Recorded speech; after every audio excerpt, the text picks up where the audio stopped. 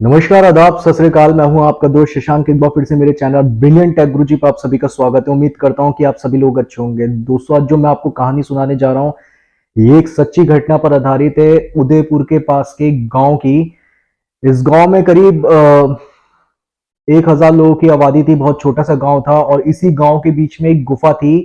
और आने जाने के रास्ते में इस कहा जाता था कि इस गुफा के अंदर से एक खुफिया भयानक तरीके से एक आवाज आती थी और इसके अंदर खुफिया रास्ता था जो कि कहाँ जाता था और किस जगह निकलता था, ये भी आज तक किसी को नहीं पता था और ना ही कभी इसके अंदर किसी ने जाने की कोशिश करी। लेकिन अक्सर जो गांव के लोग होते थे वो इस गुफा के पास से जब भी निकलते थे उन्हें चीखने की आवाज आती थी या उनके नाम दोहराने की आवाज आती थी अंदर से।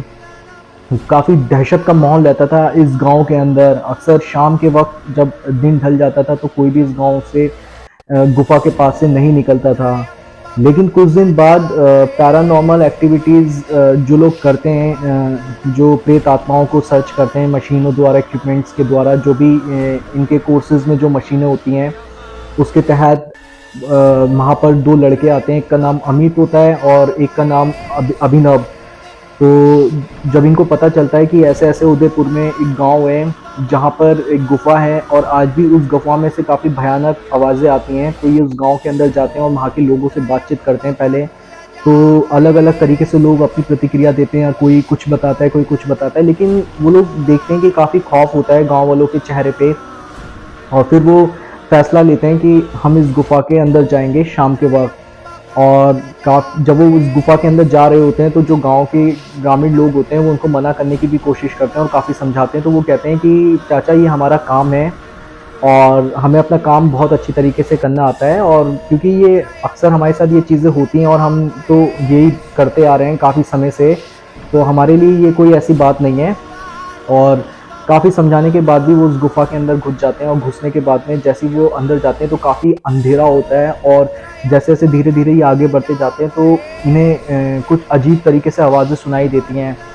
खैर, उन बातों को नज़रअंदाज करके अपने इक्विपमेंट्स को ऑन करके और टॉर्च जलाकर ये आगे बढ़ते चले जाते हैं। और जैसे ही ये 1 किलोमीटर अंदर घुसते हैं उस गुफा के अंदर तो इन्हें बहुत भयानक सी आवाज़ें आने लगती हैं। और ये और आगे बढ़ते हैं। बढ़ने के बाद में इनको कुछ परछाइयाँ दिखती हैं, कुछ चिल्लाने की आवाज़ आती हैं, कुछ भयानक सी आवाज़ें आती हैं। उसके बाद में इसके साथ में जो अभिनव के साथ में जो अमित होता है वो गायब हो जाता है। ये बात अभिनव को पता नहीं होती। उसके बाद में ये आगे बढ़ते हैं। बढ़ने के बाद में जैसे ही आगे जाता है तो देखता है कि एक शैतान इसको नज़र आता है और जो कि उसके बड़े बड़े दांत होते हैं, भयानक सा चेहरा होता है और एकदम से वो उसकी आंखों से गायब हो जाता है। फिर ये पलट के देखता है तो उसका दोस्त नहीं होता है और फिर ये भागते भागते फिर जाता है अमित के पास में। तो अमित इसको नज़र आता है। तो ये अमित के जैसे इसके कपड़ों पे नज़र पड़ती है तो ये कहता है, इतनी जल्दी तुमने गुफा में कपड़े भी बदल लिए हैं। वो कुछ बोलता नहीं है और बोलने के बाद में वो कहता है, अभी तो तुमने सफ़ेद रंग की कमीज पहनी थी और लाल रंग की टी शर्ट में।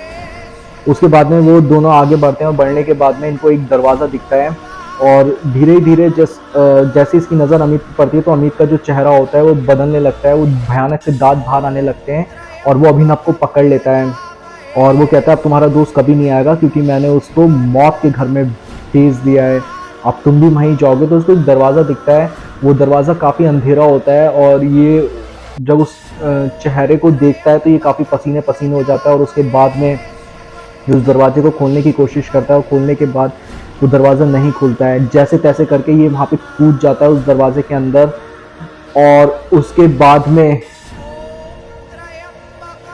पता ही नहीं चलता कि वो जो दोनों लड़के होते हैं वो कहाँ गए और वो कभी उस गुफा से बाहर नहीं आते हैं। तो आज भी कहा जाता है कि उस उदयपुर के एक छोटे से गांव के अंदर आज भी वो भयानक गुफा है और वहाँ से बहुत अजीब तरीके से आवाज़ें आती हैं। और कहा जाता है कि आज भी जो भी उसके अंदर ये पता लगाने की कोशिश करने गया कि इसके अंदर से किस तरह की आवाज़ें आती हैं या कौन है इसके अंदर, तो वो कभी लौट कर वापस ही नहीं आया है।